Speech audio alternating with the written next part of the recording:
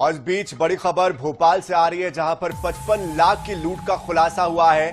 तो भोपाल से ये बड़ी खबर, 55 लाख रुपए की लूट का खुलासा हुआ है। 8 मार्च को ये लूट हुई थी। 12 आरोपियों को पुलिस ने गिरफ्तार कर लिया है। एक फरार आरोपी की तलाश जारी है। हवाला का लूट का हुआ ये पैसा जो है हवाला का निकला है।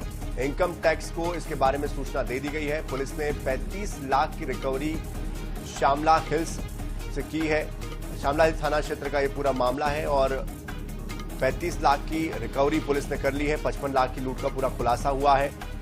तो बचे हुए जो रुपए हैं उसकी भी रिकवरी करने की बात पुलिस कह रही है। तो भोपाल की ये खबर, हवाला का ये पैसा बताया जा रहा है।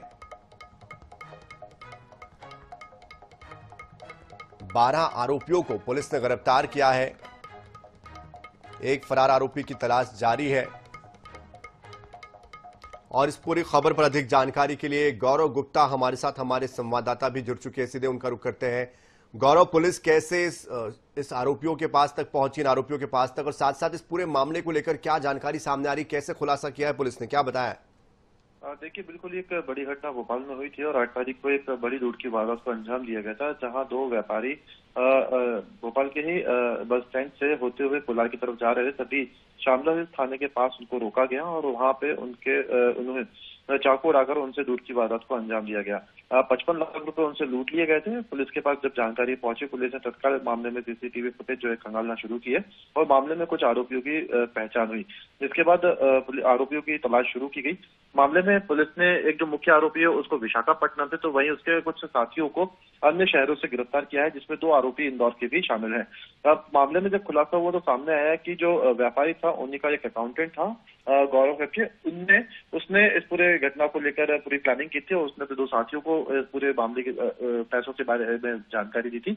उसका पूरे ग्रुप ने मिलकर इस वारदात को अंजाम दिया और पैसे की बंदरबाट कैसे की जाए इसको लेकर जो पैसा है वो डिस्ट्रीब्यूट कर लिया गया था। और सबसे ज्यादा बड़ा अमाउंट था वो जो विशाखापट्टनम में जो मुख्य आरोपी फरार हुआ था उसके पास था, जिसके पास पुलिस ने विशाखापट्टनम जाकर आरोपियों को गिरफ्तार किया और जो पैसा इन लोगों ने लूटा था उसको बरामद किया गया है। लेकिन इस मामले में बात ये निकल कर आई थी कि जो पैसा है वो हवाला का शुरुआत से ही बताया जा रहा था। पुलिस की छानबीन में भी इस बात की आशंका जताई जा रही है कि पूरा पैसा जो है वो हवाला का है और इसी के चलते इनकम टैक्स डिपार्टमेंट को भी इस पूरे मामले की जानकारी दी गई है। अब जो पैसा रिकवर किया गया है वो पूरा का पूरा पैसा जो है वो इनकम टैक्स डिपार्टमेंट को दे दिया जाएगा। इसके बाद इनकम टैक्स डिपार्टमेंट आगे की कार्रवाई इसमें करेगी। पैसों का हिसाब अगर जो व्यापारी है, जो फरियादी है, वो दे पाते हैं तो पैसा उन्हें दिया जाएगा, अन्यथा पैसा किस तरीके से जब्त किया जाना है और उसके साथ किस तरीके की कार्रवाई की जानी है, इसकी आगे की कार्रवाई इनकम टैक्स डिपार्टमेंट करेगा। लेकिन फिलहाल एक 55 लाख की जो बड़ी लूट भोपाल में हुई थी वो उस घटना का जो है खुलासा भोपाल पुलिस ने कर दिया है। लेकिन देखिए, इस मामले में एक चीज निकलकर सामने आ रही है कि हवाला कारोबारियों के साथ इस तरह की लूट की घटना पहली बार भोपाल में नहीं हो रही है।